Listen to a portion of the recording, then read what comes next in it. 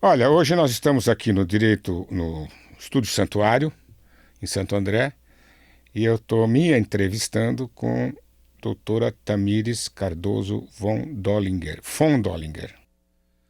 que escreveu O Direito Azul. É um novo enfoque do direito, é um novo direito. O que é o direito azul? O direito azul é o direito existencial, vamos chamar assim.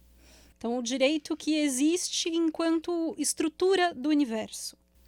E azul, porque faz referência ao fato de que o azul foi uma das últimas, ou a última cor, né, através de alguns estudos, a ser identificada, a ser percebida pela humanidade enquanto cor. Embora sempre tivesse aí na nossa frente, através do céu, do mar, não era visto como azul. Então, é um direito que faz parte da nossa natureza, mas ele ainda não é visto, não é percebido por nós. Tá, mas eu vi aqui, por exemplo, que você fala do, da responsabilidade pelo que você pensa. A Uhum, pessoa é responsável pelo que pensa. E o ato de pensar, que é um ato de livre-arbítrio, sim. gera responsabilidade, né? Uhum. Na verdade, assim, muitos pensamentos passam pela nossa cabeça como se fossem as nuvens, né? O vento. Então, a gente não tem controle 100% do que a gente pensa. Mas a gente consegue controlar os nossos sentimentos e, através disso, a intenção que a gente associa ao pensamento e aí provoca uma ação, por exemplo. Então, aí nisso existe a responsabilidade. Mais no sentido de eu pensei em matar o Sérgio. Existe uma responsabilidade porque existiu uma intenção. Embora o nosso direito positivado, ele não considere isso como tipo penal. Então, o direito azul que consideraria seria a intenção. Hoje vigora no Ocidente, vamos dizer, Uhum, a corrente do Hans Kelsen, né? uhum, Que afirma que o direito é um fenômeno humano. uhum, Por isso se fala que não existe o direito dos animais não existe, uhum, porque o direito é um fenômeno humano. uhum, Não tem sentido você querer estabelecer direitos aos animais, porque teria que paralelamente estabelecer obrigações. uhum. O direito atual, isso e a gente vê também, por exemplo, um desembargador do Tribunal de Justiça de São Paulo obrigar todo mundo a usar máscara quando se sabe que Uhum, é um negócio, os advogados, o pessoal que trabalha, que tem que entrar no fórum, todo mundo de máscara, quando se sabe que isso não funciona. uhum. O direito que nós estamos vivendo é um direito arcaico, é um direito precário. Só, só para completar, agora me ocorreu que até 1980 e pouco, os tribunais não reconheciam o dano moral Interessante. e nem davam correção monetária. Então. Para ver como esse direito é atrasado, né? Uhum. Mais uma coisa, você fala do livre-arbítrio, que o Sim. livre-arbítrio é um, O nosso maior é direito. Eu um dom, coloco. um direito Sim. inalienável, Sim. que nem Deus pode nos tirar. Mas o Klaus Schwab, que é o fundador do Fórum Econômico Mundial, Uhum. acha que pode. Ele e o Bill Clinton É. bolaram aí uma vacina que vai através de como é que chama? Uhum. Nanotecnologia e grafeno, etc. Vai, segundo ele, é o que ele diz, Sim, sim. que os homens vão se tornar dirigíveis como robôs. O que você acha disso? Então, esse é o nosso resgate, é o que a gente precisa trazer de volta, o que a gente se perdeu. Você falou do Hans Kelsen, eu briguei muito, né? Assim, não diretamente com ele, lógico, mas eu briguei muito na minha vida acadêmica com os pensamentos dele. Eu já discordo do fato de o direito ser unicamente humano. Nós fazemos parte de um todo. Nós temos uma energia base que faz parte de tudo. A nossa própria matéria física, né? O carbono existe em tudo na natureza.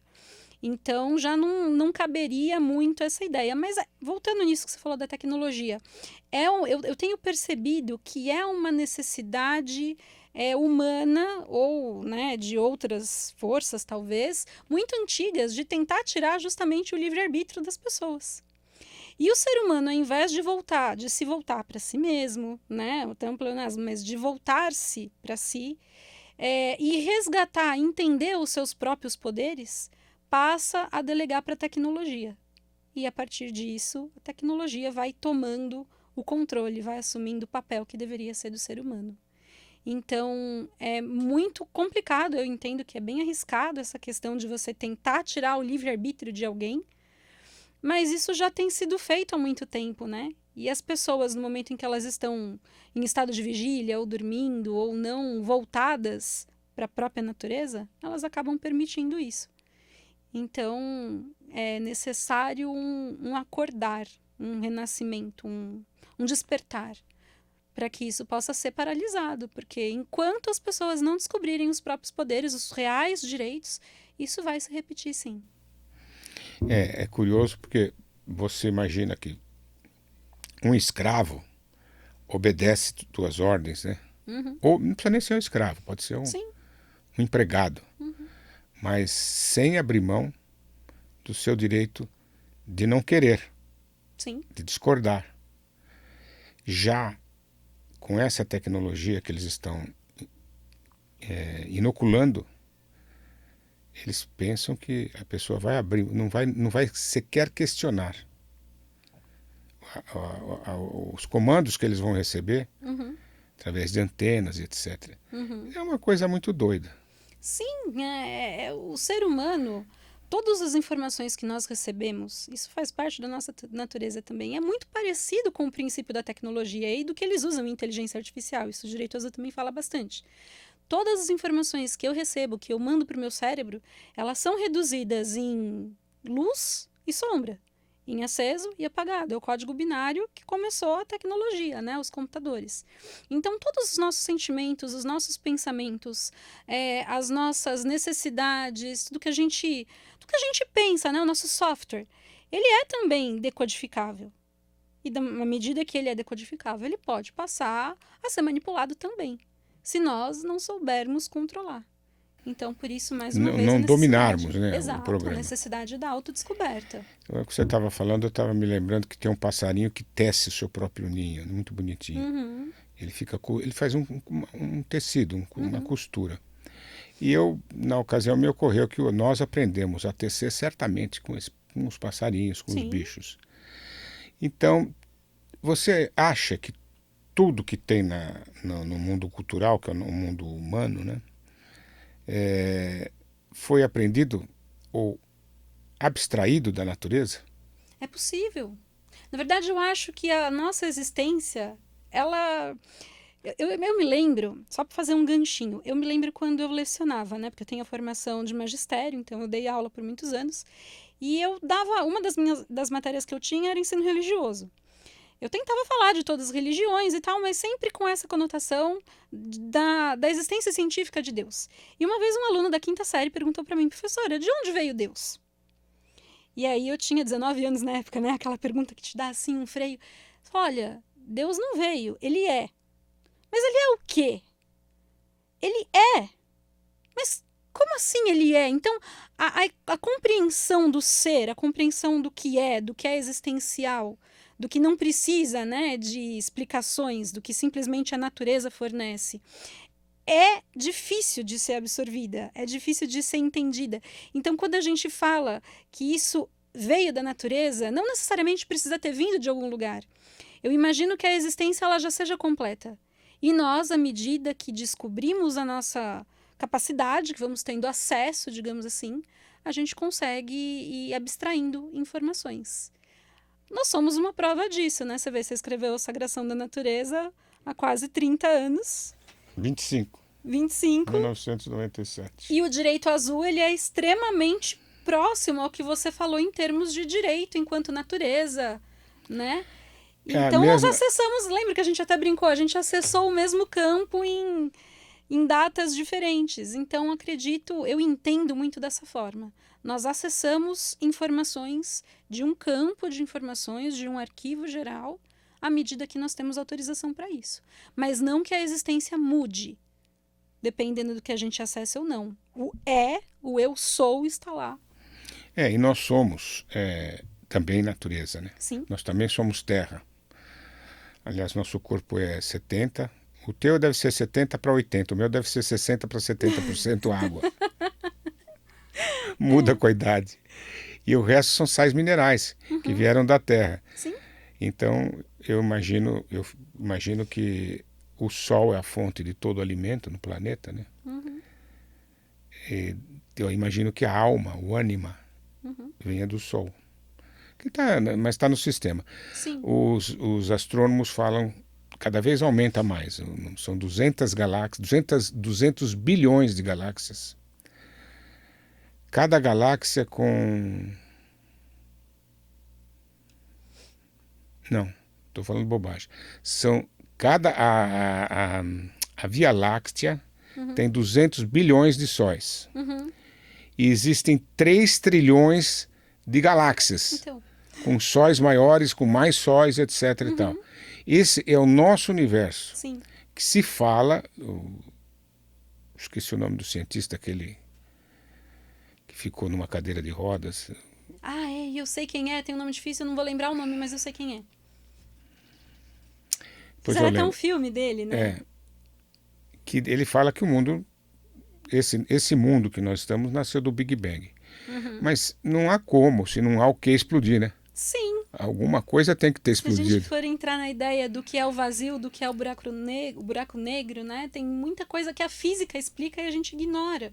Então, você quer botar, eu acho que foi mesmo meio que para datar. Houve um momento em que isso aconteceu e a partir dali se desenvolveu este mundo que nós estamos. Porque antes existia outra coisa, tem que existir outra coisa. Então, né? percebe a nossa necessidade de ter um começo, ter um meio e ter um fim, né? A ideia do ciclo, do que não tem começo, do que não tem fim, ainda é difícil pra gente. Lavoisier, que falava, na natureza nada se perde, nada se cria, tudo se transforma. Quer dizer, não tem começo. Sim. Não tem fim. É cíclico. Sim, exato. Né? Então, como é que fica para resolver a pena? Porque nós sabemos que o direito é o conjunto de normas que rege a vida em sociedade. Sim. Né? O direito que nós conhecemos.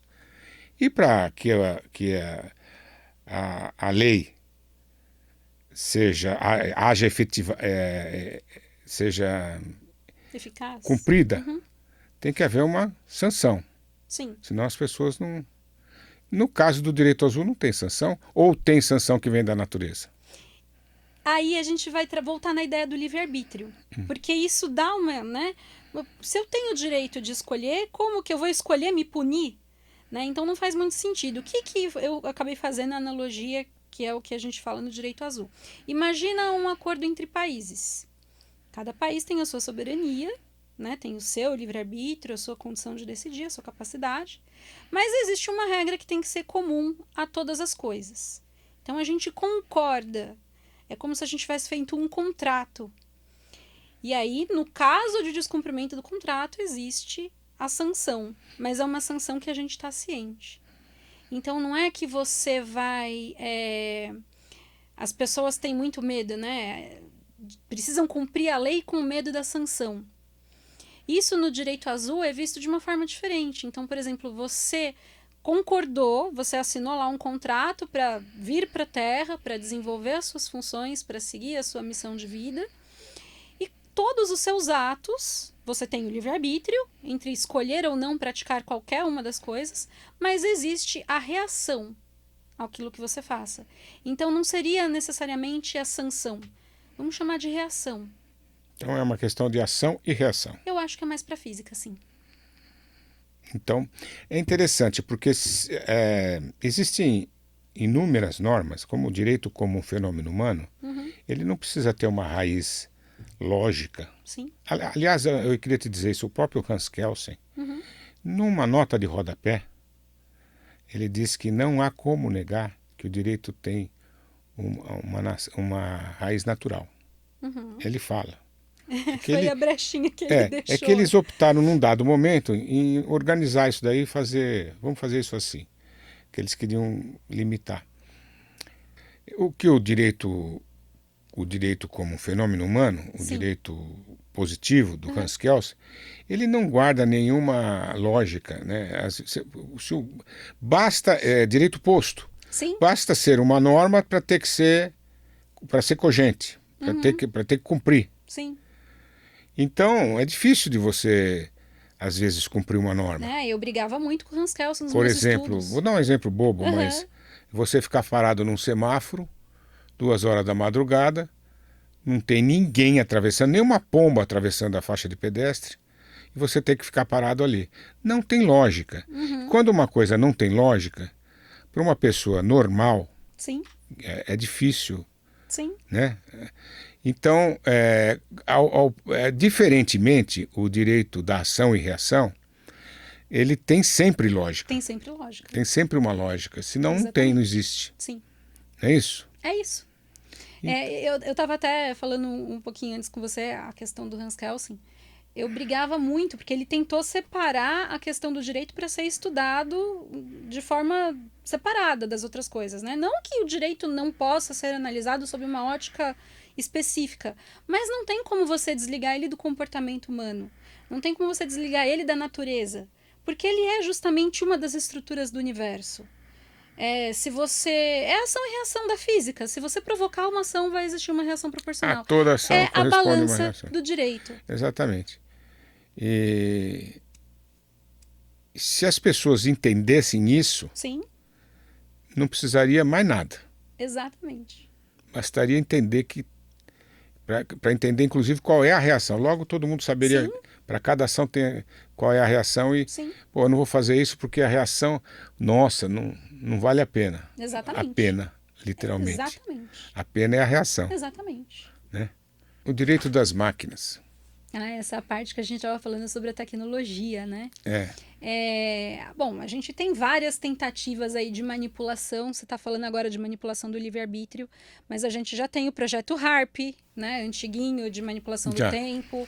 A gente já tem outros projetos aí, isso que são os que são divulgados, né? De tentativa de controle, de tentativa de manipulação. E da mesma forma que nós...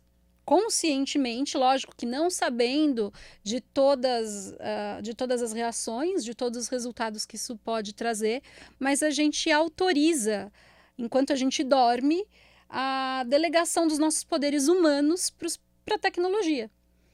E aí a gente já está falando em inteligência artificial. E aí eu já falo sobre esse assunto desde 2012. Será que vai chegar um momento em que as máquinas serão tão habilidosas, em que elas serão capazes de decidir e de ter o livre-arbítrio, que é o nosso maior direito? Porque o que separa hoje um ser humano de uma máquina? Vamos pensar na inteligência artificial mais desenvolvida ou o projeto mais bem... melhor sucedido, né, que já exista. Ela já existe uma mudança, uma decodificação até dos sentimentos humanos. Então a máquina ela já tem um sistema plástico onde ela consegue fazer o sistema de aprendizagem. Eu tentei buscar no livro essa questão da inteligência humana antes de falar da inteligência artificial. E quando a gente fala em direito das máquinas, já está lá na frente. Por exemplo, uma máquina poder cometer um crime. Como que vai ser o tipo penal? Como que vai ser o julgamento de uma máquina? E se a gente pensar em termos lógicos, analisando o nosso contexto social, a gente não está longe de passar por isso. Então, é outra questão que o direito tem que se atentar. À medida que nós não acordamos para os nossos poderes, a gente passa para a tecnologia. Por exemplo, se eu mandar uma mensagem agora para o teu celular, vai chegar. Né? Aí tem a explicação científica, matemática, tecnológica de como a mensagem saiu do meu celular e chegou no seu. Os dispositivos informáticos, eles conseguem receber. Por que você não capta o pensamento que eu estou tendo? Por que eu não te emito um pensamento e você lê? É porque nós estamos com chakras fechados. Exatamente. Percebe? Então é um poder que, se eu conseguir fazer com que a tecnologia tenha, eu tive ele antes. O meu cérebro ele processa muito mais dados do que o computador mais top. Por que eu não tenho os mesmos poderes no meu hardware? Né? Que é Você carbono. tem, o problema é que você tem. Exatamente. Só que você não acessou. Não acessei, justamente. E para acessar... E aí qual que é a desculpa? É uma técnica. Como que as pessoas conseguiram, como que eu entendo que começou essa questão da manipulação com o eu não acredito nisso, né? Fizeram a gente acreditar que nós não temos esse poder. Fizeram a gente acreditar que sonhos são apenas sonhos, que pensamentos são só pensamentos, que fantasia é fantasia e que o real é só o tridimensional que nós temos aqui. E aí vieram com uma teoria de Deus distante, que é um agente punitivo também, mas que também te ama incondicionalmente. Quer dizer, a falta de lógica fez com que a gente perdesse totalmente as nossas referências. E aí a gente vive hoje do eu acredito ou eu não acredito nisso. Eu costumo dizer que o acreditar ou não acreditar é a defesa do ignorante. Exatamente. Porque quem sabe não precisa acreditar. Exatamente isso. Eu sou mecânico. Eu vou lá no mecânico e falo, olha, meu carro está com esse problema.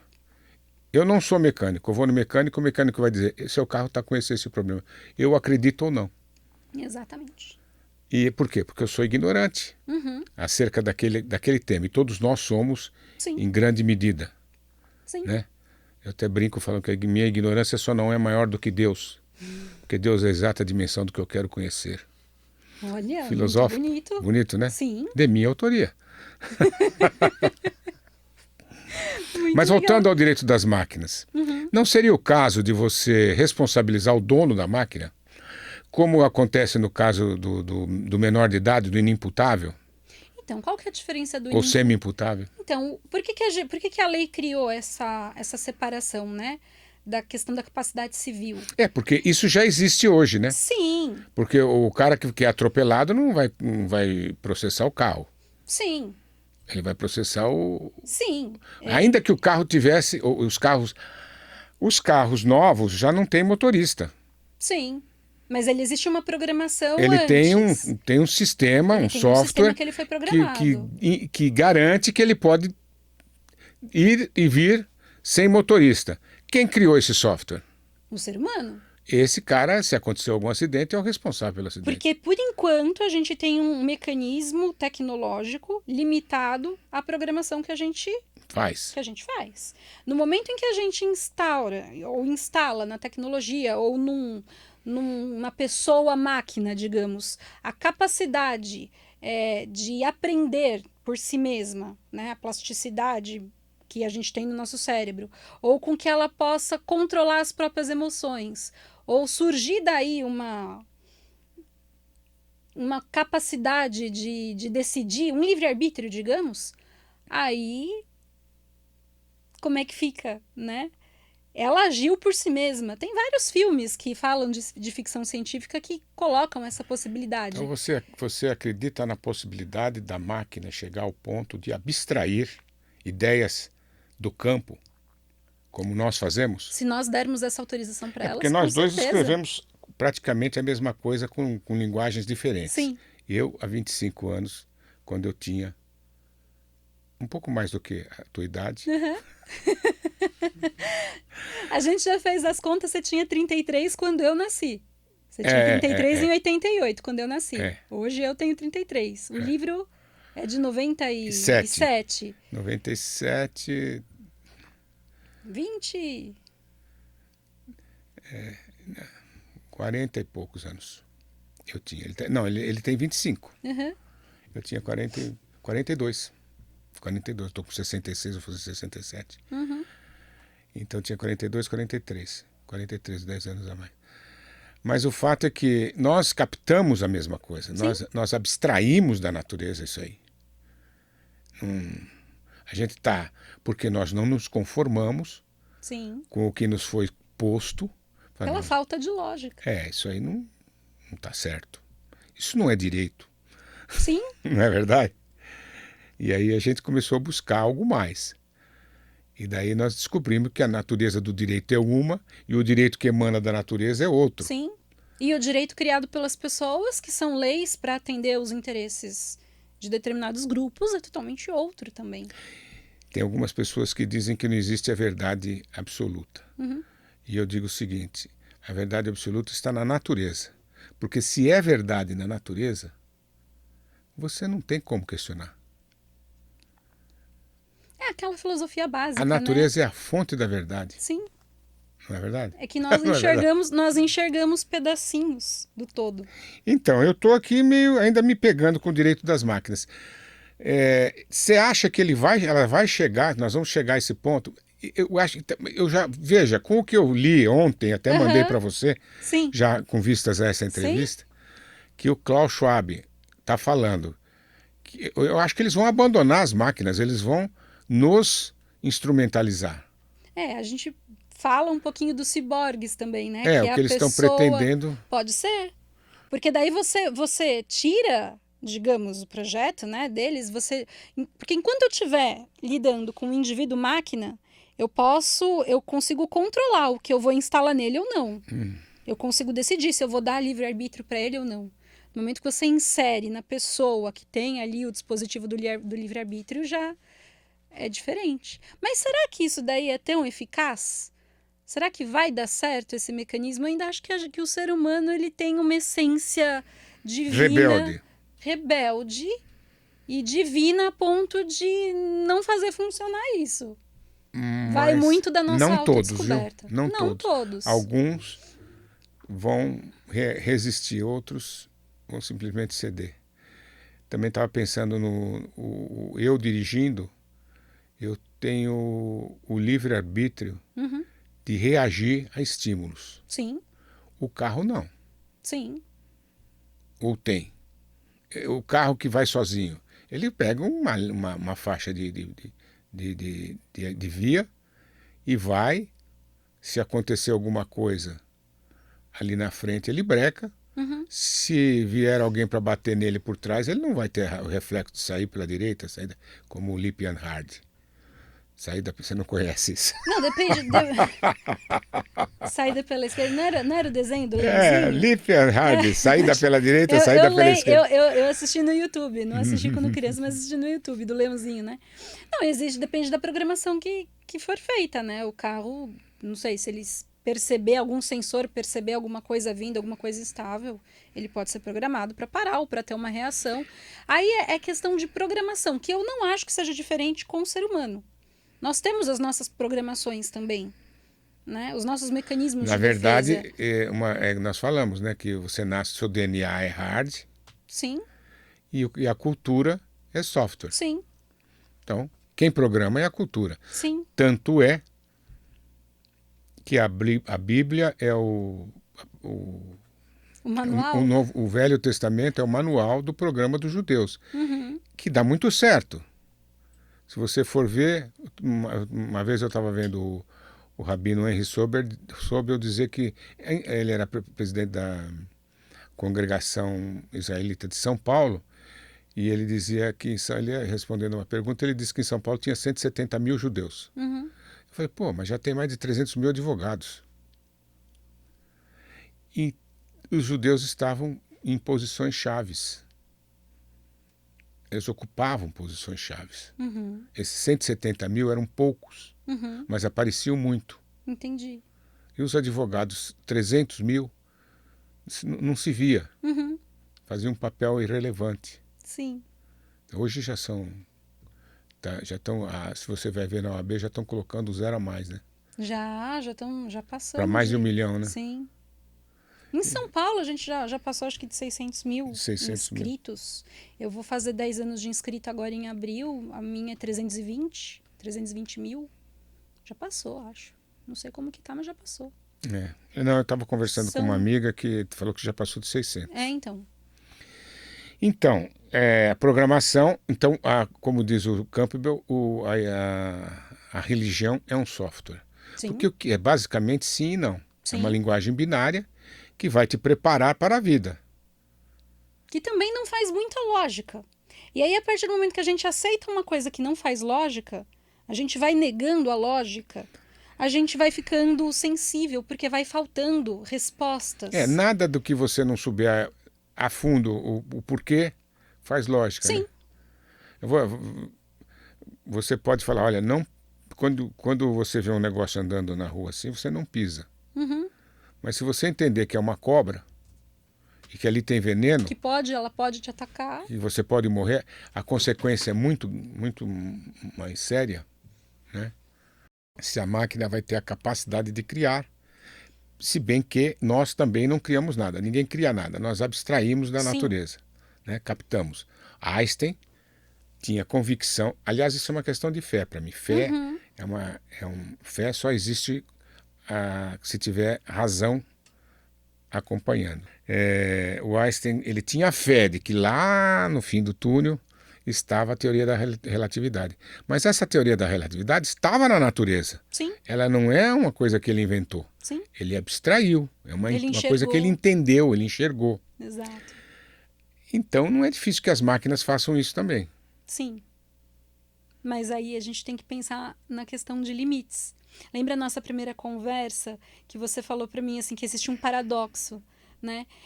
Se Deus poderia criar uma pedra tão pesada que nem ele mesmo pudesse carregar. E aí a gente fica naquela coisa, bom, Deus pode criar. Tá, mas aí se ele não pode carregar, então ele não é mais o Todo-Poderoso, É. né? Ou ele não pode criar, que também Ou não ele- é todo poderoso. Exato. Aí você me perguntou aqui, eu fui para casa pensando nisso, né? Falei, é um paradoxo. Cheguei em casa conversando com meu filho, ele respondeu em menos de um segundo. Ele falou, não. Mas por que não? Não, porque não tem como. Se a existência de Deus é aquele tamanho, não tem como ele criar algo mais, maior, algo além dele. Algo além. Algo além do que ele é. Porque senão ele já seria a mais. Então não tem como. Existe o limite do ser. Então até Deus tem um limite. Qual que é o limite de Deus? Não. Se Deus é. Se Deus é onipresente, Se Deus onipotente, é. onipotente, pois nós temos que chegar nisso. Veja só, então ele não pode. Se ele não pode ser mais do que ele é. É porque aí vai em termos de consciência. A questão é, o paradigma tem um defeito. Deus pode tudo que é possível para ele. E o que é possível para ele é inimaginável para nós. Sim. Deus, sempre falando, sempre relembrando que Deus é o holos, é Sim. o todo, é a natureza. Isso. Me ocorreu uma outra coisa que é um paradoxo também. Não sei se eu respondo tão rápido que nem ele, porque ele é um físico Não, mas é nato. interessante colocar que isso eu formulei há um tempo atrás, há uns anos atrás. Outro dia eu ouvi um rabino falando a mesma coisa. Deus criou os anjos e disse para os anjos: vocês servirão os homens. Uhum. Um dos anjos se negou. Uhum. Nós estamos falando de mitologia. Sim. Mitologia religiosa. Livre-arbítrio. Livre-arbítrio. Ele pode se negar. Sim. Mas é possível alguém deixar de cumprir um desígnio de Deus? Eu acho que quando ele cria uma pessoa com um livre-arbítrio, ele abre mão de um pedaço do poder dele, aquela coisa paternal de tirar dele para dar para o outro. Então, isso é muito próprio do amor. Por isso que várias mensagens assim que eu tive de pessoas desencarnadas sempre foi voltada para o amor, que o amor é a existência, o amor é tudo que é. Então, é um ato de amor. Eu sou onipotente, eu posso absolutamente tudo, mas eu permito que você decida. Você seja rebelde. Se você quiser. Tá aí o meu projeto de criação. Eu estou criando o universo. Mas você criou um universo para que você amasse ele. E aí você... Porque senão seria uma ditadura, entende? Tá, mas o fato é o seguinte, é uma regra de física. Se foi criado para isso, ele pode até se negar. Uhum. Ele pode até ser rebelde. Ele pode não servir de bandeja. Uhum. Mas ele vai servir criando adversidades. Sim. Porque ele vai servir. Se ele criou um eixo entre o homem e o anjo, mitologia, gente, Sim. mitologia. Mitologia. Se foi criado um eixo entre o homem e o anjo, e Deus o criou assim, tá certo? Vai haver esse eixo sempre. Uhum. E esse eixo vai fazer com que esse anjo que virou diabo, né, que foi reduzido, etc. E tal, porque Deus não concordou, não. Segundo a mitologia, Deus precipitou aos infernos, ou seja, colocou lá no fim da fila. Ele vai criar, ele vai, através da diversidade, servir o homem, que é como a gente evolui. Sim, Diante da diversidade, a gente cresce e tal, exatamente. né? Eu não sei por que nós estamos falando disso. A gente tem Não que falar. sei, a gente vai falando, mas você A sabe gente. que aí juntou um outro ponto que fala da mitologia também, a mitologia bíblica, né? Que fala do cenário de Adão e Eva, e aí entra em conflito com a ciência, né? É a briga top ranking, assim, é da criação de Adão e Eva, do Jardim do Éden, versus teoria da evolução, né? Então, como que se dá isso em termos de livre-arbítrio? Ele colocou, ele não é que ele disse, olha, não coma, foi uma orientação, não coma da árvore, porque você vai sofrer tais consequências. Ele não falou, senão era mais fácil não ter É feito a aquela causa e árvore. efeito, né? Era mais fácil não ter colocado a árvore. Ação e reação. Sim, Mas aí não teria ação e reação. não teria ação e reação. E aí fala, Faz mas. parte. Exato, e aí é exatamente isso que você está falando. Mas a partir do momento em que você escolhe o outro caminho, escolhe o comer do fruto, escolhe o caminho do conhecimento, né, do bem e do mal, você aceita a posição dual, então você não pode mais fazer parte do Jardim do Éden. E aí é onde eles saem da parte do plano onde era o Jardim do Éden, que a gente fala, né, são vários planos, não é necessariamente o tridimensional aqui na Terra. E aí você vai, então, para a parte do bem e do mal do conhecimento, que é a parte da evolução. Então aí você nasce na Terra para começar a evoluir. Então é uma linha, uma ponte que a gente consegue construir entre as duas teorias. Você estava falando, me ocorreu que Jardim do Éden é um mito que existe em várias culturas, Sim. não só na nossa. É um mito recorrente. Uhum. É um arquétipo, Sim. né? É um arquétipo. E segundo esse arquétipo, se você não buscar o conhecimento, não buscar... que é sempre aquele filho, aquela filha, aquele que se manda, sai de casa, etc e tal. Sim. Né? Que contraria os pais, né? Chamavam de ovelha negra, né? Da família. Aquela que contraria os criadores. Ficaria vivendo eternamente em berço esplêndido, né? Aquele negócio Sim. num grau de inconsciência. Sim. Que o Jardim do Éden seria então um grau de inconsciência ou de consciência absoluta. Eu acho que de consciência absoluta. Aquele grau que a Cabala fala, né? Ele chama do mundo. Tem o mundo dos 99% e o mundo do 1%, né? Então, aquele mundo onde a árvore caiu, automaticamente ela cresce. Tudo é muito perfeito, tudo é muito rápido. Você não precisa trabalhar para nada, né? E eles falam até do pão da... não é o pão da preguiça, é o pão da... Eu esqueci o termo. Que a pessoa não precisa trabalhar para ter aquilo. Então isso vai criando... Pão do ócio. Como se fosse isso, né? Você acaba não ficando satisfeito porque é tudo muito rápido. Se torna monótono. Então já está tudo ali à nossa disposição perfeito. Então não, eu quero começar do zero. Eu vou criar o mundo perfeito do zero. Então você vai passar pelo trabalho de luz e sombra, você vai passar pelo trabalho de evolução.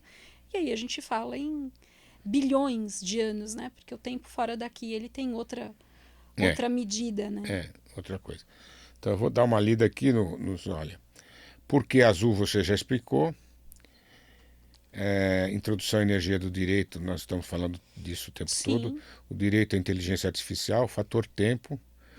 O direito das máquinas, a sociedade touchscreen, que é a pré-história de uma nova visão do direito, nós também já falamos, que quando não havia nem direito a correção monetária, danos morais, não reconheciam. E mesmo depois da Constituição de 88, houve desembargadores que demoraram para aceitar, não reconheciam. Tem muitas coisas que eles ainda não reconhecem, vai demorar um pouquinho. Por exemplo, esse negócio que de um desembargador, vergonha alheia. Um desembargador obrigar todo mundo, advogado, a vestir máscara para entrar no fórum. Não, a mostrar a carteira de vacinação, que não é obrigatória. Influencia no livre-arbítrio, né? Totalmente. É vergonha do cara, vergonha por ele. Como é que pode ser um desembargador? Mas aí eles vão justificar que, mas é o interesse da maioria, né? O interesse do Interesse todo em nenhum, detrimento porque do essa seu. vacina não serve para mais nada. Esse vírus não existe mais, o atual não, ele não cobre. Não tem nem Você sentido. vê que até a questão do nosso autoconhecimento resolveria essa questão do coronavírus, da vacina e de É, qualquer outra necessidade. é mais ou menos que nem Você eu. atrai o vírus. Se você Eu tem um sei. autoconhecimento desperto, você não fica doente. É. Então Não, não o que tem atrai é o medo, necessidade né? de você O que atrai, injetar alguma coisa. o que Exato. atrai é o medo. O medo, basta você mostrar As medo para qualquer doenças, bicho te atacar. sim, Onça, cachorro, até gato é capaz de te atacar se mostrar medo. Imagina um vírus. sim. E as doenças, elas fazem parte da reação punitiva da violação do direito. Uma vez que você descumpre alguma coisa, a tua consciência, porque ela existe, pode ser um psicopata, mas existe uma consciência intrínseca, uma consciência divina, não a estrutural do cérebro, digamos assim, mas no software existe. Só E, para ter uma ideia e atrai as doenças. o que está acontecendo agora, eu me lembrei agora do plano Collor. Quando aconteceu o plano Collor, eu estava na faculdade. Uhum. Falei, mas isso é um absurdo. Isso não pode. E os meus professores, juízes, não, alguém tinha que fazer alguma coisa. Quer dizer, demorou 1 ano, 2, 3, para todo mundo ver o absurdo que era. Isso é a mesma coisa. Sim. Vai demorar uns anos para as pessoas caírem na real. Falar, meu Deus, que vergonha, eu assinei isso aqui. Eu obriguei todo mundo a tomar vacina. Né? Bom, as máquinas treinam já façam informação e desinformação. Informação e desinformação, fala um pouco. Informação e desinformação, eu acho que nós é a estrutura Do que nós da estamos vivendo. tentativa de poder desde que existe o ego de um querer mandar mais que o outro, né? Vai existir a informação e a desinformação. Tudo que a gente vive é resultado disso. Ou a gente se informa por conta própria, né? Busca, estuda, pesquisa, ou vai para a faculdade e se informa, vira colocado dentro de uma forma. Também. Você sabe que nos meus estudos eu estudo, eu penso, né, sobre essas coisas de forma muito reflexiva desde que eu me lembro por gente. E eu sempre, né, eu fazia as minhas orações e tal, aquela ideia de Deus, eu falava assim, poxa, mas como que eu vou saber se uma coisa é verdade ou se eu estou sendo enganada? Como que eu vou saber? E eu até escrevo isso no Direito Azul. Hoje a gente está aqui conversando sobre isso. Vamos supor que não tenham as câmeras, que não esteja sendo gravado, nada disso. Só o momento aqui de nós dois conversamos. Não existe mais nenhuma outra prova do contrário. Eu chego na minha casa e escrevo o relato que eu passei o dia hoje no parque com o Sérgio e não num estúdio gravando. Daqui 200, 300 anos, aquilo vai ser a verdade, porque é o registro que existe. E aí você fala, poxa, mas o que eu tenho de referência para saber o que realmente aconteceu, o que realmente foi um fato, ou o que foi inventado, o que foi manipulado? E a resposta que me vinha, intuitiva na minha mente, é: siga sempre a sua intuição.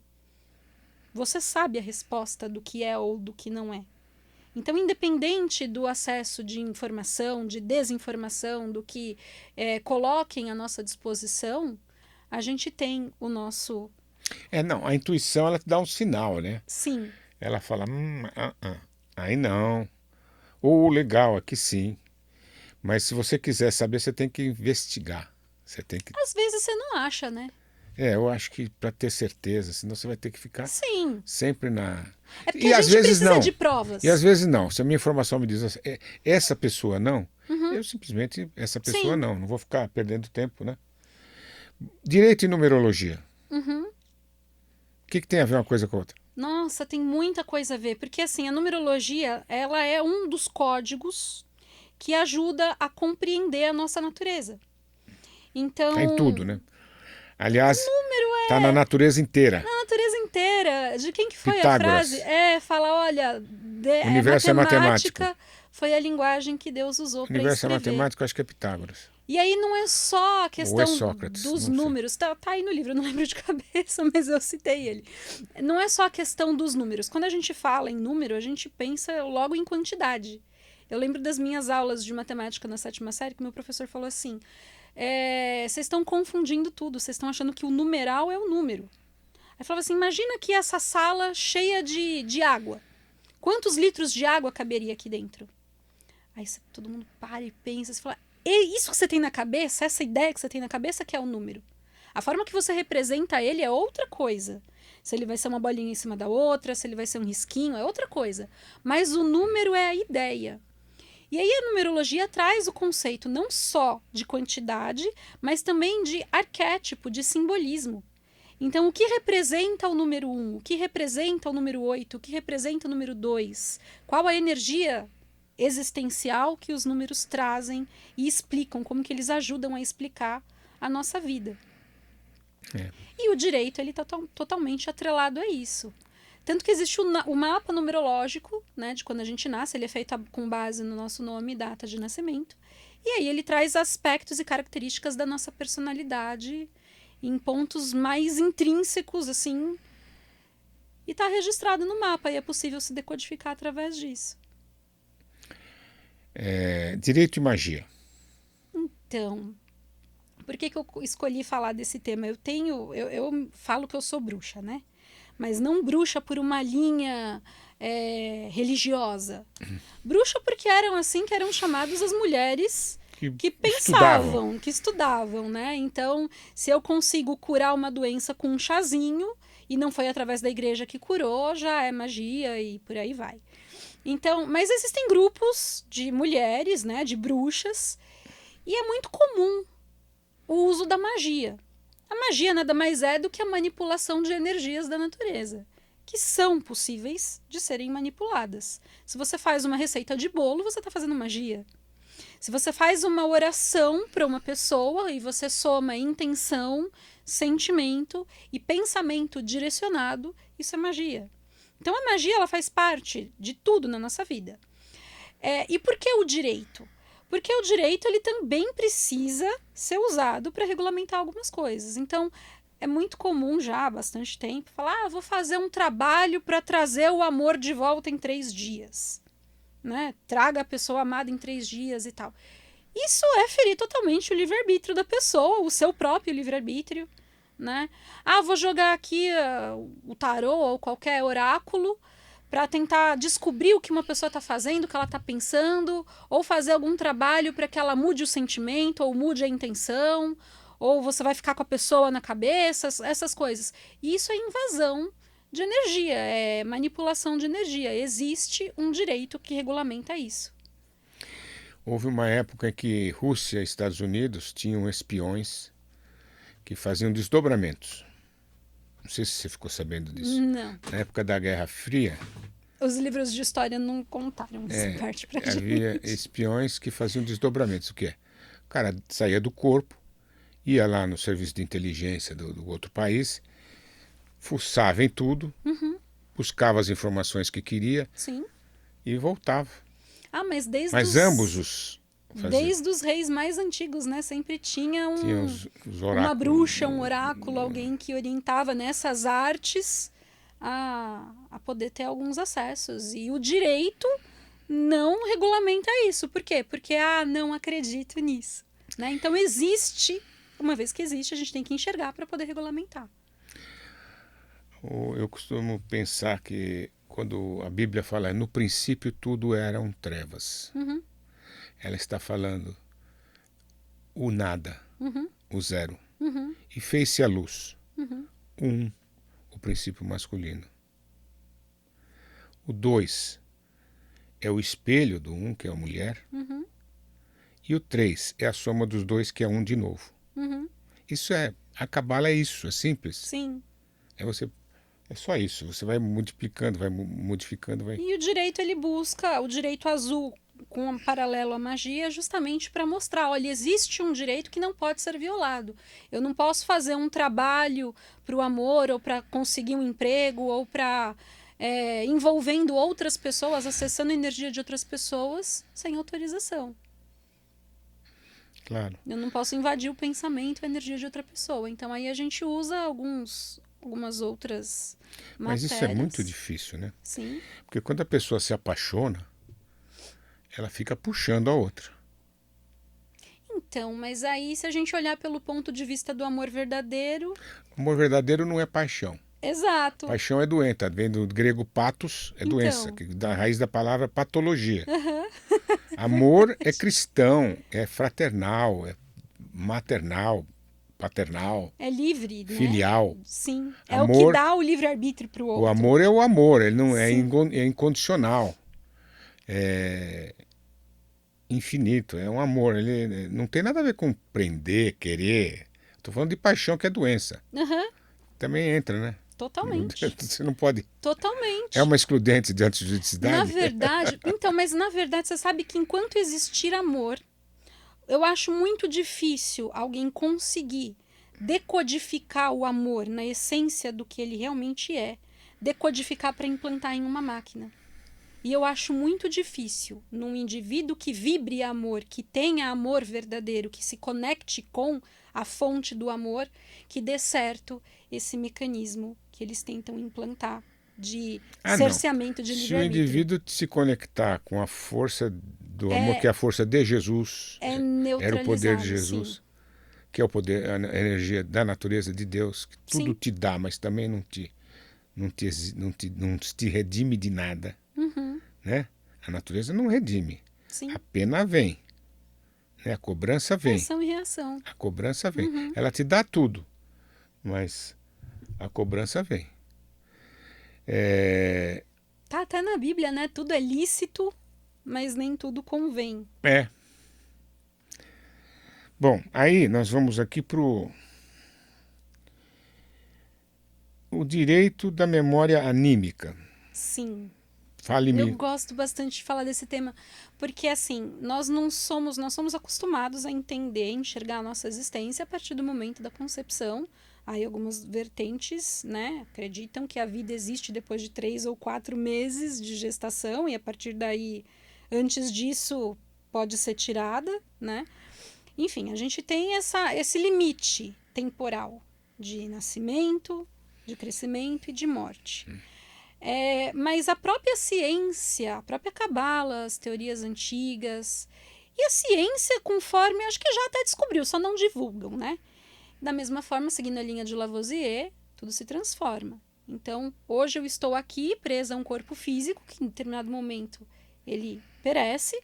Para onde vão as minhas informações? A minha consciência, o meu software? Ele não pode estar preso à matéria. Tudo é informação, então ela volta, a informação volta para o campo de informação. Uma vez que ela volta, ela pode voltar. E aí a gente fala de reencarnação ou de rematerialização, não importa. Se nós somos uma consciência, nós não estamos limitados a uma única vida. Por que eu não lembro das outras vidas? Mas eu tenho o direito de lembrar do meu passado. Por que eu não acesso quem eu fui, o que aconteceu comigo? Por que eu não... Nossa, faria uma diferença tão grande se eu soubesse, né? Eu até fiz um post esses dias falando que se a gente lembrasse de todas as nossas vidas, a religião não existiria. A gente conta essas histórias de Roma, fatos políticos ao longo da história. Nós estávamos lá também. Quer dizer, a verdade a gente presenciou, a gente vivenciou tudo isso. Por que eu não me lembro para hoje poder construir uma história neutra? Né? Então eu tenho o direito de acessar a minha memória anímica, eu tenho o direito de acessar o meu campo morfogenético, eu tenho o direito de acessar o que eu realmente sou. E aí é onde a gente fala que o direito, o livre-arbítrio, a natureza, a existência não tira isso da gente, simplesmente fica adormecido, porque da mesma forma que nós temos o direito de escolher acessar, a gente também tem o direito de deixar isso um pouquinho de lado para experimentar uma outra situação e poder evoluir com ela. Então, hoje eu não preciso lembrar se eu fui homem, ou se eu fui uma sacerdotisa, ou se eu fui qualquer coisa que eu tenha sido ou vivenciado em outras épocas. Eu não preciso lembrar disso agora, porque eu estou passando por uma outra experiência evolutiva. Então, o direito, se eu estou passando por essa outra experiência evolutiva, é porque eu concordei em fazer uso do meu direito ao esquecimento momentâneo. Então, é mais para dizer assim, eu me questionava muito, né? Por que eu não tenho acesso às informações, eu tenho o direito de saber quem eu era e tal. E aí me veio essa resposta, de que esse direito nunca foi tirado. Foi só que você escolheu deixar ele num cantinho por enquanto. É que nem a memória RAM, né, que você está usando ali no momento, mas depois a memória do computador ela tá ali, então ninguém mexe nela. Então é mais nesse sentido da memória anímica. Você tem, eu diria, para modificar um pouquinho o que você está falando, você tem o direito se você conseguir acessar. Ou seja, você precisa poder.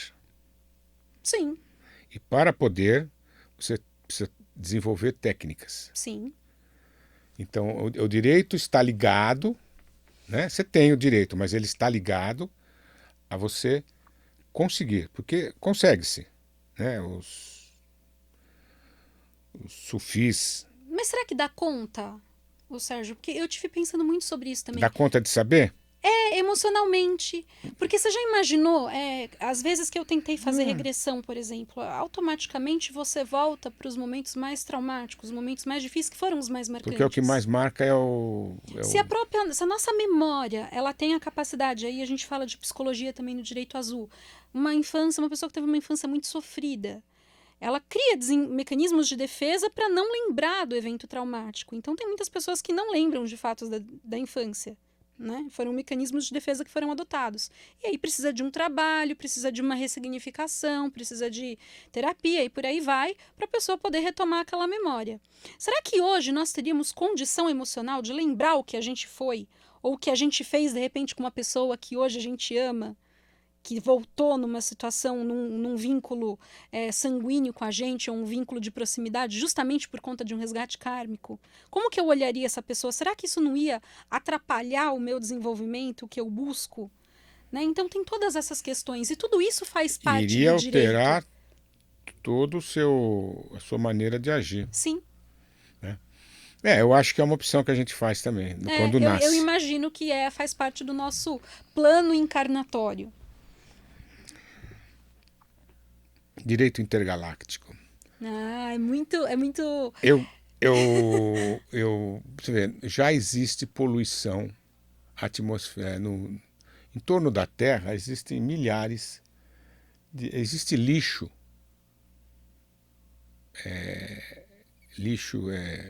Um monte de coisa, né, que os caras deixaram, Rússia, Estados Unidos, deixaram gravitando ali. Já tem lixo Já tem eletrônico espacial. Isso, já tem poluição à vontade. Sim. Isso aqui, né? Aqui em volta. O que você me fala desse direito intergaláctico? Sérgio, acho que você resumiu isso na capa do teu livro. Pega lá para mostrar para eles, ó. Não, mas eu quero que você fale. Isso é o que a gente né?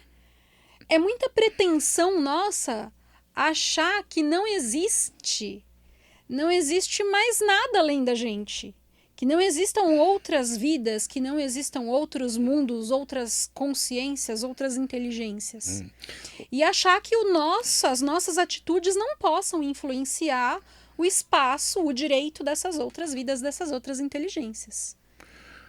Nós somos um planetinha na periferia da galáxia, gravitando em torno de um Sol que é uma estrela pequena. Sim.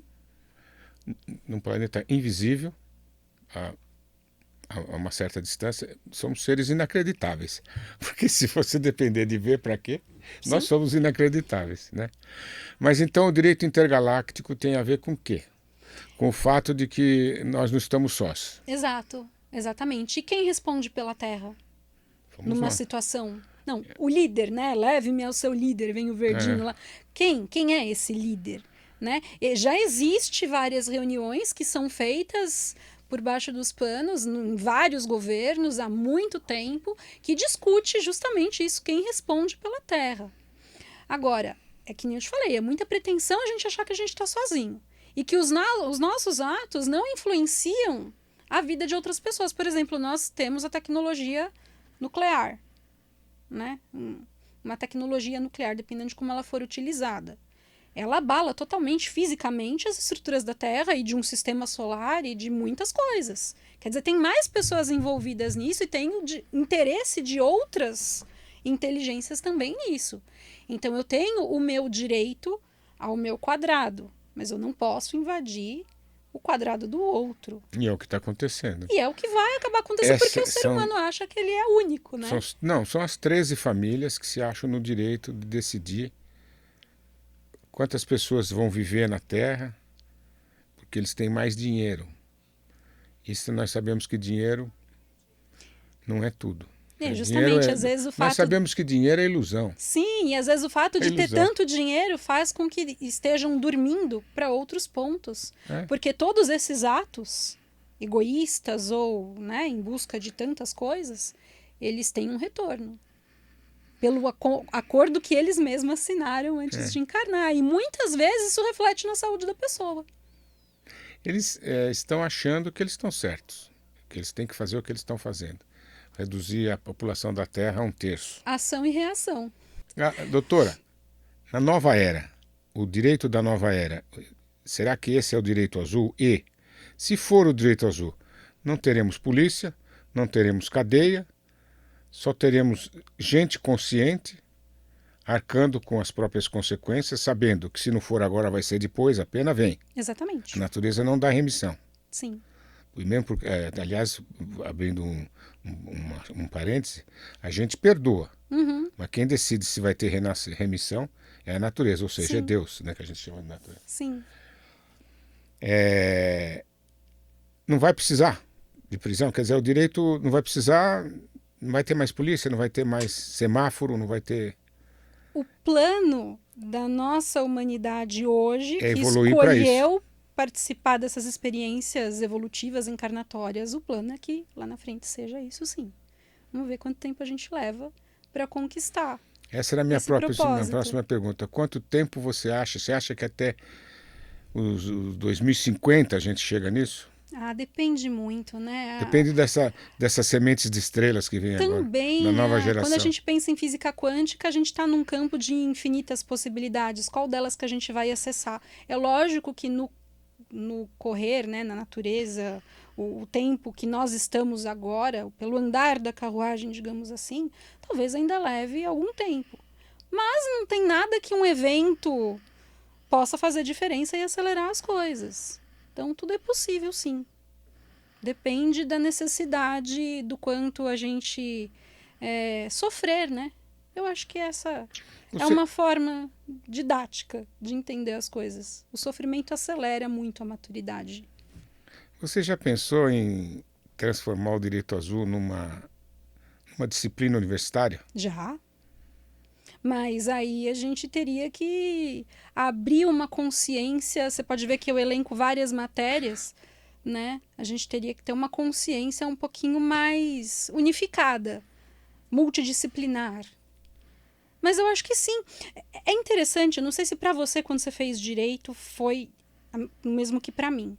Mas, por exemplo, quando eu ia estudar direito civil, ia numa aula de direito civil, e o professor falava algumas coisas, por exemplo, direito ao nascimento, capacidade civil, direito de propriedade. Muitas coisas, quando eu ouvia, eu falava, nossa, mas isso eu já sei.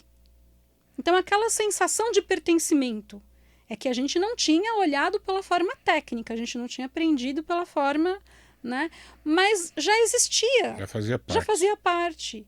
Então, é uma coisa que o despertar proporciona isso. Não necessariamente que eu precise transformar isso em técnica, mas eu preciso enxergar. Eu fiquei imaginando, numa turma de direito, que normalmente é tudo quadradinho, né? Essa aula seria fantástica. Sim. Para fazer o pessoal abrir a cabeça. Meu sonho, né? É o que eu fazia nas palestras da UAB. Os meus alunos sabem disso. A gente viajava, começava a falar de direito e ia para lá e falava, não, vou unir tudo, vou escrever um livro. Tomara que isso seja reconhecido, que isso seja visto dessa forma, então, porque é uma necessidade, sim. Primeiro, virar uma disciplina do curso de Direito. Segundo, ou pode ser até de pós-graduação. Ou pode ser de educação fundamental. Por que não?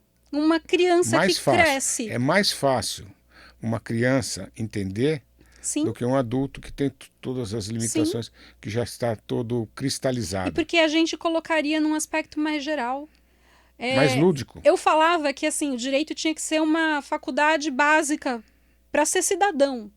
Eu Tinha sempre que ter um falei. curso de... Você sabia essa palavra também? Eu só cheguei um Eu pouquinho sempre depois. falei que o direito tinha que ser dado no Olha, primário, mas é no primeiro grau. verdade. Você chegou a ouvir eu falar isso? Falava assim, olha, o direito pode fazer, Lembra? você pode fazer a faculdade que você quiser, mas faz direito primeiro para você saber como é ser cidadão.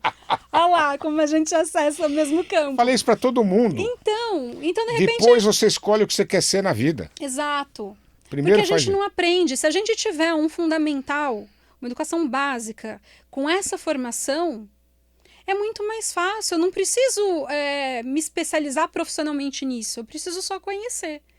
E para essa geração que está nascendo, né, as sementes das estrelas, talvez seja muito mais fácil de entender isso. Sem dúvida. Seja muito mais... E aí, se a gente criar uma geração de crianças, de jovens, de adolescentes que tenham essa consciência, vai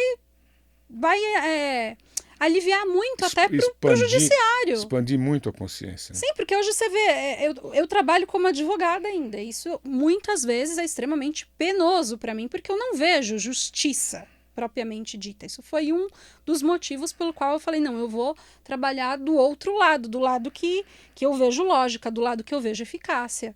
Porque as demandas judiciais, elas, além de não serem eficazes, elas também não fazem sentido muitas vezes.